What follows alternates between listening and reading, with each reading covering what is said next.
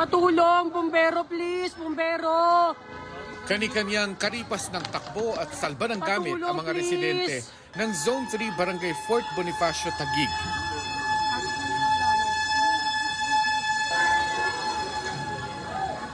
Dahil sa pagsiklab ng sunog mag-aalas 11 ng umaga kanina,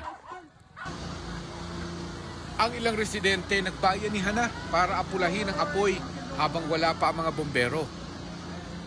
Makapal yung usok. Tapos pumasok ko sa loob, yun na, iba na talaga yung apoy niya. Makapal na talaga. Declare na talaga sunog. Kaya sisigaw ako dyan papasok sa skinita namin na sunog po talaga.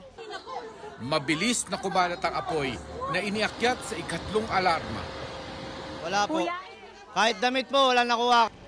Dagdag problema pa ang masisikip na eskinita. Kapos tayo sa supply kaya itinaas po natin agad yan sa ikatlong alarma para makahingi ng tulong sa ibang mga city na mag-responde dito sa insidente po natin. 12:54 ng tanghali, idiniklara ang fire out. Nagsimula yung sunog allegedly sa electric fan kung saan narinig daw ni Lando Gasingan na may pumutok bigla.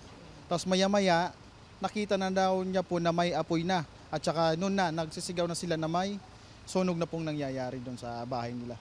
15 pamilya o 60 individual ang apektado ng sunog. Kabilang dyan si Joseph na nasunugan ng pera. Ito na lang kasi ang natira sa 300,000 pesos niya na inutang sa kamag-anak para ipambili ng sariling jeep. Namamasada raw siya nang mangyari ang sunog at naiwan lang sa bahay ang mag-iinan niya. Hindi na po nakuha ng kasawa ko kasi mas inuna niya itong bunso ko.